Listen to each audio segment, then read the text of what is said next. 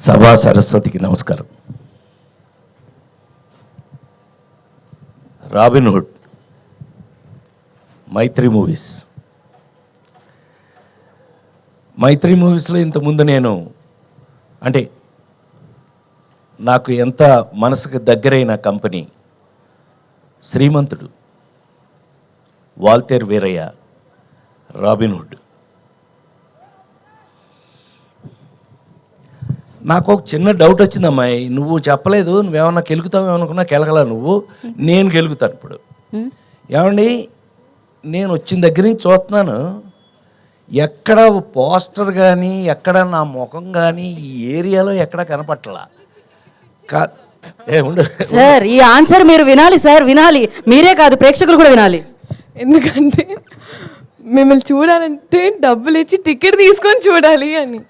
అబ్బా, ఈ పిల్ల మొత్తం మీద మా ఊళ్ళో మాట్లాడినట్టు మాట్లాడిందండి. మా ఊళ్ళో వాళ్ళు చెప్పినట్టు చెప్పింది. నిజమేలే, నువ్వు కొంచెం తెలివైందనివి, కొంచెం కాదు బాగా తెలివైంది. అమ్మో, నువ్వు జాగ్రత్త నోట్ చేయి.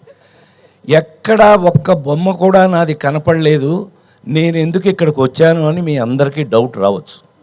కానీ నాకు తెలిసి మొన్న కల్కి, లగ్గం, జనక అయితే కనుక అంతవరకు చూసుంటారు నన్ను. కానీ గుండె మీద చేసుకు చెప్తున్నాను, ఈ మధ్యకాలంలో యాక్టర్గా రాబిన్ హుడ్ సినిమాలో నటించిన తర్వాత ఒక్కసారి మళ్ళీ నాకు నా పాత హీరో రోజులు గుర్తొచ్చాయి. హీరో రోజులు అని అంటే లేడీస్ టైలర్ దగ్గర నుంచి హీరోగా యాక్ట్ చేసినంత వరకు చప్పట్లు కొట్టాలి అక్కడ. ఎన్ని ఇంకా అయ్యే సినిమాలు చూస్తున్నారు కదా, ఎంటర్టైన్మెంట్ అండి. ప్రైమ్ మినిస్టర్ దగ్గర నుంచి మీ వరకు అందరూ చూశారు కదా. అలాంటి రోజులు మళ్ళీ నాకు గుర్తు చేసిన రాబిన్ హుడ్ సినిమా. అంటే ఇవాళ యాక్చువల్గా మ్యూజిక్ మీద ఎక్కువ వాళ్ళు మీడియా మొత్తం మ్యూజిక్ మీద వెళ్ళి ఉంటుందేమో. ఒక్క సీన్ నాదేస్తే మీకు ఓపెన్గా, నితిన్ నాకు బిడ్డ లాంటి వాడు, ఊరికే నా ముందు నేను హీరోని అని అట్లా ఏం అసలు నాకు హీఈస్ లైక్ మై సన్. అట్లాగే శ్రీలీల మా పిల్ల. ఇవాళ కొత్తగా మాకు జాయింట్ అయినవాడు ఎవరో కానంటే వెంకీ కుడుముల. ఇతను ఇంతకుముందు 2 సినిమాలు బాగానే తీశాడండి అని అనుకున్నాను. కానీ ఇది విన్న తర్వాత, రాబిన్ హుడ్ అనే ఈ సబ్జెక్ట్ విన్న తర్వాత, అందులో ఒక ఎంటర్టైన్మెంట్కి కేవలం ఒక కామెడీ, ఒకప్పుడు కామెడీ ఎలా ఉండేది, ఒకప్పుడు రాజేంద్ర ప్రసాద్ అనేవాడిని తీసేస్తే అంతకుముందు కామెడీ ఎలా ఉండేది, ట్రాక్, సినిమాలో ఒక ట్రాక్ వస్తే అది కామెడీ, ఇది అది. అక్కడి నుంచి హీరోయే కామెడీ, హీరో ఎలాంటి కామెడీ, ప్రైమ్ మినిస్టర్ దగ్గర నుంచి కామన్ మ్యాన్ వరకు మెచ్చుకునే కామెడీ. అంత గౌరవాన్ని దాన్ని తెచ్చుకుంటే, దాన్ని నేనెంత అదృష్టవంతుణ్ణి అంటే 5 జనరేషన్లుగా దాటుకుంటూ మీ దాకా వచ్చి, వెంకీ అబ్బాయి హీరో విను, నువ్వు 5 జనరేషన్లు దాటుకుంటూ వచ్చాను నేను.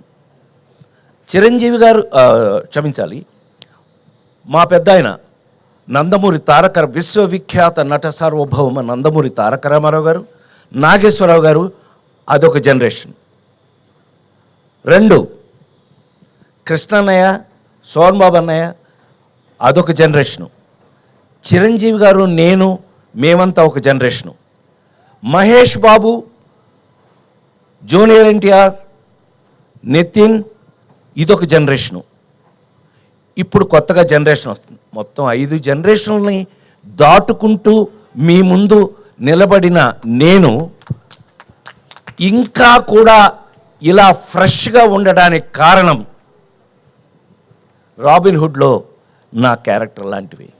ఈ విషయాన్ని మీరు రేపు 28వ తారీఖున థియేటర్లలో, ఈ మధ్య థియేటర్లో కూర్చొని హాయిగా ఫ్యామిలీతో చూసుకునే సినిమాలు లేవనే కంప్లైంట్ దాటి ఒక అద్భుతమైన ఫుల్ ఎంటర్టైన్మెంట్, మీకు మంచి కథతో నేను అదే చెప్పాను. రాబిన్ హుడ్ ఏంటండి? దొంగ. రాబిన్ హుడ్ అంటే దొంగ కదండి, వాడు ఇంగ్లీష్ సినిమాల నుంచి దొంగ కదా. అవును, ఈ సినిమా ఈ కథ చూశాక మన ఇంట్లో కూడా రాబిన్ హుడ్ లాంటి దొంగ ఒకడు ఉంటే బాగుండు అనిపిస్తుంది మీ అందరికీ. ఇది గ్యారంటీ. ఇది కేవలం నేను ఒక ఫంక్షన్లో మీ అందరికీ మీ ముందు మాట్లాడడానికి నేను చెప్పట్లేదు. 100% ఒక అద్భుతమైన కథతో ఎంటర్టైన్మెంట్ దాంట్లో మిక్స్ అవుతూ ఈ సినిమా చూసి బయటకు వచ్చేటప్పటికి మా హీరో చెప్పినట్టుగా మేము నలుగురమే గుర్తుంటామండి.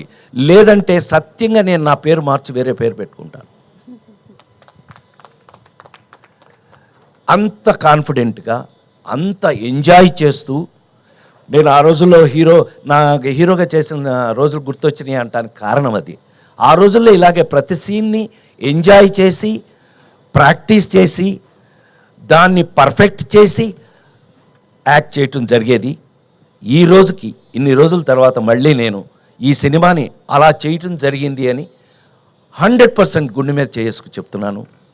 అట్లాగే ఈ సినిమాలో మనకు ఉన్న అదృష్టం ఏంటంటే, మా నిర్మాత రవి చెప్పినట్టు అన్ని డిపార్ట్మెంట్స్లోనూ, మ్యూజికల్గా, టెక్నికల్గా, అన్ని డిపార్ట్మెంట్స్లోనూ అందరూ ఇష్టపడి చేశారు. నాకు అసలు ఇవాళ ఈ మధ్య చాలా కాలం అయిందమ్మా ఇంత ప్లెజెంట్ ఫంక్షన్, ఇంత ప్లెజెంట్గా ఉండటం ఈ మధ్యకాలం చాలా రోజులైంది. అసలు టు బి వెరీ ఫ్రాంక్, నువ్వు అన్నమాట 100% నిజం. ఇంత ప్లెజెంట్గా ఉంది, ఇంత పాజిటివ్ వైబ్రేషన్తో ఇవాళ జరుగుతున్నటువంటి ఈ ఫంక్షన్. నిజంగా మీరందరూ మా మీద ఎంత ప్రేమతో వచ్చారో మాకు తెలుసు. దయచేసి నోట్ చేసుకోండి, 28వ తారీఖు నుంచి, ఈ నెల 28వ తారీఖు నుంచి దయచేసి థియేటర్లోనే చూడండి. ఆ సెల్ ఫోన్లోనూ, ఆ ఇంట్లో టీవీల్లోనూ. ఎస్, సినిమా ఇంటికి వచ్చేసింది. ఎస్, సినిమా అనేది ఇంటికి వచ్చేసింది. ఓటీటీ పేరు మీద, వేరే ఏ పేరు లేదా అయితే ఏమే, మొత్తం మీద సినిమా ఇంటికి వచ్చేసింది. కానీ నిజంగా థియేటర్లో కూర్చుని ఫ్యామిలీతో సహా చూడగలిగినటువంటి ఒక అద్భుతమైన సినిమా మనకు దొరికితే కనుక అంతకు మించిన ఎంటర్టైన్మెంట్ నాకు తెలిసి ప్రపంచంలోనే సినిమా అంటే అద్భుతమైన ఇంట్రెస్ట్ ఉన్నది ఇండియాలో, అందులోనూ మరి ముఖ్యంగా సౌత్ ఇండియాలోను, అందులో మరి ముఖ్యంగా తెలుగు వాళ్ళకి సినిమా అంటే ఎంత ఇష్టమో నాకు తెలుసు. నేను 48 సంవత్సరాలుగా సినిమాలో ఉన్నాను. నేను మీ అందరి ముందు ఈ రోజుకి నాకు ఇంత అద్భుతమైనటువంటి అవకాశం ఇచ్చిన నా కంపెనీ, నా మైత్రి మూవీస్. నేను శ్రీమంతుడికి మీకు విషయం తెలుసో లేదో అండి, శ్రీమంతుడి సినిమాకి జనరల్గా ఫ్యాన్స్ అందరూ ఇష్టపడతారు. అంటే నాకున్న అదృష్టం ఏంటంటే Chiranjeevi fans, Balakrishna fans, Nagarjuna fans, Venkatesh, అందరి ఫ్యాన్స్ నా ఫ్యాన్స్. అది నాకున్న అదృష్టం. ఎందుకనంటే అందరికీ కావాల్సింది బేసిక్గా ఎంటర్టైన్మెంట్కి మించిందే ఉందండి. టెన్షన్స్ అన్నీ జీవితంలో మనకు కావాల్సినవి ఉన్నాయి. అందుకని మరొకసారి మీ అందరి ముందు సవినయంగా నేను రాబిన్ హుడ్ సినిమాని 100% మీరు ఫ్యామిలీగా వెళ్ళి 28వ తారీఖు నుంచి థియేటర్లో, అద్భుతమైన థియేటర్లో ఆ ఫీల్ తోటి సినిమా చూడండి. మీకు ఎంజాయ్మెంట్, మీరు హాయిగా అనుకున్న ప్రతి ఐటము ఈ సినిమా లేకపోతే నేను దానికి బాధ్యుణ్ణి అని మరొకసారి మీ అందరి ముందు సవినయంగా మనవి చేస్తూ, నాకు ఇంత అద్భుతమైన అవకాశం ఇచ్చిన నా కంపెనీ, సరే నా మైత్రి మూవీస్ నా సొంత కంపెనీ చెప్పాను కదా శ్రీమంతుడి దగ్గర, I should thank Venky Kudumula. నువ్వు అంత అద్భుతంగా నన్ను, ఇప్పుడు త్రివిక్రమ్ దగ్గర నుంచి, మీ గురువు త్రివిక్రమ్ దగ్గర నుంచి, అనిల్ రావుపూడి దగ్గర నుంచి అందరూ నా మీద ప్రేమతో ఈ జనరేషన్, నేను అన్నానే 5 జనరేషన్లు దాటి వచ్చానని, ఈ జనరేషన్ రచయిత దర్శకులు కూడా నాకు ఇలాంటి పాత్రలు రాయటం నా అదృష్టంగా భావిస్తూ, దీనికి అవకాశం ఇచ్చినటువంటి, మనం ఎప్పుడు అనుకుంటూ ఉంటాం, మీకు బాగా గుర్తుండి ఉంటుంది, ఆ నలుగురు సినిమా అప్పుడు చెప్పాను నేను, నాకంటే నాకు వచ్చిన అవకాశం గొప్పది అని. సో ఇలాంటి అద్భుతమైన అవకాశం దొరికినందుకు మేము నిజంగానే, అంటే ఇవాళ ఎంటర్టైన్మెంట్లో ఛాలెంజ్ చేసి చెప్పడం కొంచెం కష్టంగానే ఉంది. ఎందుకంటే కామెడీ షేప్ కొంత మారుతూ వెళ్తుంది, కొంత బూతు ఆ టైప్లో వెళ్ళిపోతుంది. అలాంటి స్టేజ్లో మళ్ళీ మా హీరో చెప్పినట్టు ఒక అద్భుతమైన ఆర్గానిక్ కామెడీ అన్నాడు. అద్భుతమైన మాట అన్నావు. ఇది నేను ఎప్పుడు గుర్తుపెట్టుకుంటా. అద్భుతం. ఆర్గానిక్. మనకి ఆరోగ్యం కోసమే ఫుడ్డే ఆర్గానిక్ మారిపోయినప్పుడు, ఆ మందులే ఆర్గానిక్ మారిపోయినప్పుడు, మనం సినిమాని కూడా ఆర్గానిక్గా మార్చడానికి ప్రయత్నిస్తున్నందుకు, కనీసం అలాంటి ప్రయత్నం చేసినందుకు వెంకీ కుటుంబలకి నేను ఒక అద్భుతమైనటువంటి అప్రిషియేషన్ ఇస్తూ, నా తరఫున, అంటే కొంచెం సీనియర్ కాబట్టి నేను అప్రిషియేషన్ ఇస్తూ, ఈ సినిమాని దయచేసి థియేటర్లో మీరు చూడండి. మీకు ఏమాత్రం నచ్చినా మీరు మమ్మల్ని గుర్తు చేసుకోండి. అదే ఈ జన్మకి నాకు చాలు అని మరొకసారి మనవి చేస్తూ, ఈ అవకాశానికి మరొకసారి కృతజ్ఞతలు తెలియజేస్తూ, మీడియా వాళ్ళందరికీ నమస్కారం. Thank you.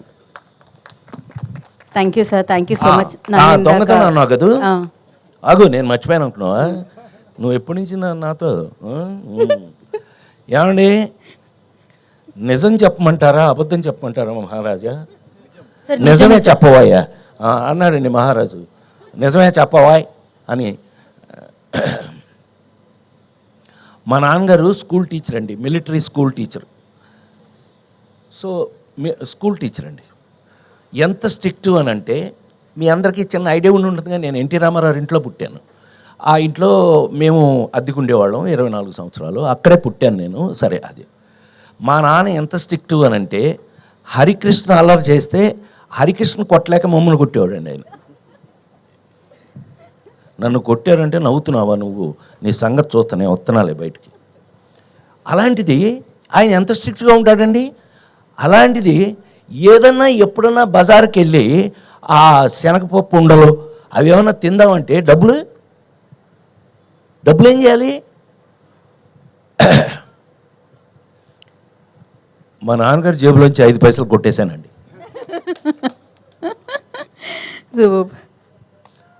Let's frankly agree. ఈ విషయం ఇంతవరకు బహుశా తెలిసే అవకాశం లేదు. సో చిన్నప్పుడు అలాంటివి అసలు వీటికంటే మరి ముఖ్యంగా ఏంటంటే, మా ఇంట్లో 4 బ్రదర్స్ 2 సిస్టర్స్ అయితే అందరిలోనూ మా నాన్నగారి దగ్గర ఎక్కువ దెబ్బలు తింది నేనే. కారణం ఏంటంటే, పక్కింట్లోంచి జామ చెట్టు ఎలా కనపడుతుండేదండి. దానికి గుత్తులుగా కాయలు ఉండేవి, అద్భుతంగా పండేవి. ఎవడు ఊరుకుంటాడండి చూస్తూ. మనం పైకెక్కి మా నాన్న లేడు స్కూల్ నుంచి వచ్చేటప్పుడు చాలా టైం అవుతుంది. కరెక్ట్గా మనం చెట్టు పైకెక్కి కరెక్ట్గా కాయలు కోసేటప్పుడు ఆ ఇంటి ఓనర్ ఒక ఆవిడ, పాపం మొగుడు లేడు ఎవరు లేరు, ఆవిడ ఒక్కతే ఉండేది. ఆవిడ వచ్చి కింద కర్రచుకుని ఉంచునేది. మా నాన్న వచ్చేదాకా నుంచుని మా నాన్నగారు రాగానే చూడండి మీ వాడని చెప్పేది. ఈయన పైకి చూసి పొయ్యిలో పెడతారు పేళ్ళు, ఐడియా ఉంది కదా, ఆ పేడు ఇరిగేదాకా కొట్టేవాడు మా నాన్న. సో ఇలా చాలా దొంగతనాలు, దెబ్బలు. కానీ నేను గోపాలకృష్ణ లాంటి వాడిని దొంగతనం చేసే పైకి వచ్చాను. Thank you very much.